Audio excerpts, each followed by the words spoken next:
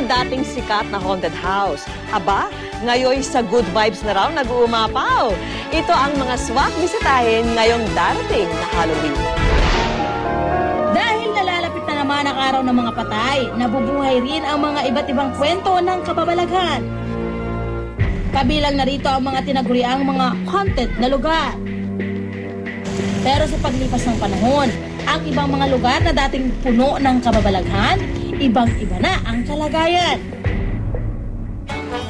Halimbawa na lang ang Manila Film Center na nooy kinatatakutan dahil sa misteryoso nitong nakaraan.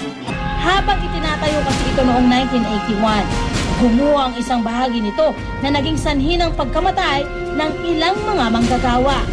Mula noon, naging usap-usapan na ang mga kababalaghan na di umano'y nangyayari sa lugar. Pero sa kasalukuyan, tahanan na ang Manila Film Center ng Amazing Philippine Theater, kung saan bida ang Las Vegas-inspired performances. Gabi-gabi, hindi na katatakutan ang nagaganap dito, kundi ang makapigil hiningang pagtatanghal ng grupo. Ang Balete Drive naman na dating masukal at pinaniniwalaang binabahayan ng mga elemento gaya ng White Lady at Capre, isa na sa pinakaabalang mga lugar sa Maynila. Pero isa sa may mga pinakabonggang transformasyon ay ang Paco Park sa Maynila. Noong itinayo ito noong 1820s, nagsilbi itong libingan ng mga mayayamang residente. Dito rin unang inilibing ang pambansang bayaning si Dr. Jose Rizal at ang tatlong paring martir na sina Gomez, Burgos at Zamora. Pero taong 1966, nung ikinonvert ang sementeryo sa isang national park. Ang National Parks Development Committee ay continuous ng ginagawang preservation, restoration at beautification dito sa Paco Park. So aside from that, yung mga initiative na yan, meron tayong regular concert dito which is tinatawag natin Paco Park Presents.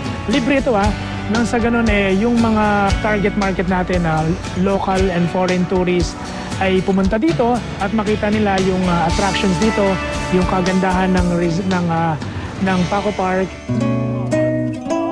Isa sa mga lingguhang nagtatanghal dito sa Paco Park, si Jonathan Koo. 12 taon na siyang naghahandog ng mga awiting kundiman sa mga pumapasyal dito. Well, unang-una sa lahat, di ba nga yung music can drive away the evil spirits. So syempre number one yun. O next, sa tourism, nagiging cultural landmark. Sa loob ng park, matatagpuan ng isang maliit na simbahan, ang St. Pancratius Chapel.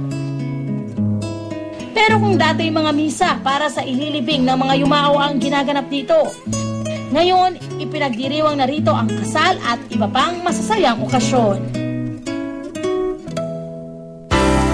Noong nakaraang linggo, idinaos dito ang kasal ni na Alan at Joanne.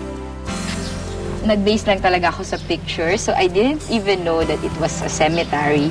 Tapos, nung pagka-book namin, actually, after nun, saka lang kami pumunta dun sa Paco Park to check the place. And it was like, okay, ang ganda pala niya. Kaya naman itong si Alan, ibinagay ang kasuotan sa dating reputasyon ng lugar. Pero nalaman niya na kumukha ko, so siya, lagi siya ng spikes dito, ganyan. Yun lang yung mga initial sketch niya. Tapos may nilabas siyang bungo, isa, ganyan. Tapos habang nagpo-progress yun, parang nagkakakorte na yung mga spikes talaga, nagkaroon pa ng yung bowtie ko, mga maliit na skull din, yung sapatos ko may spikes din. So inadvertently, na-capture din ng Paco Chapel yung namin. Sympathies Chapel yung personality namin, small wedding, na intimate, maganda, dating cemetery. Parang you won't expect that weddings will be held in Paco Park kasi nga it was a previous cemetery. Pero right now, I think it's one of the must-go wedding destinations in the Philippines, especially in Manila. Kilala naman ang kalye ng Hidalgo dito sa Quiapo, Maynila sa mga lumang bahay na pinaniniwalaang puno rin ng kababalaghan. Mga 300 years old na yung mga bahay dito. Lahat ng bahay dito luma, dumaan sa lahat ng gera. Katipunero, mga Spanish, mga Amerikano, mga Hapon, lahat dumaan dito. Kaya siyempre may namatay dito, may namatay doon. Siyempre, may mga haunted na mga storya dyan. Pero kung ang ibang mga lumang bahay dito, bakas ang kalumangan at katatakutan, ang bahay ng mga Padilla, ginawang isang art gallery. Likha ng iba't ibang mga artist mula sa Maynila ang mga painting dito sa art gallery. At para mapanatili ang original look ng bahay, gumamit sila ng mga antigong materyales sa pagre-renovate nito. Ito, 18th century glass to. Nahanap namin sa Malolo, sa junk shop. Ito yung banyo natin.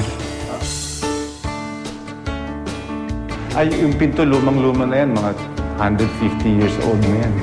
Gawa sa kamagong tibay na kahoy ito. Tsaka yung glass rin, lumang-lumang feeling ko dapat i-restore talaga yung mga lumang bahay para maiwan yung heritage natin.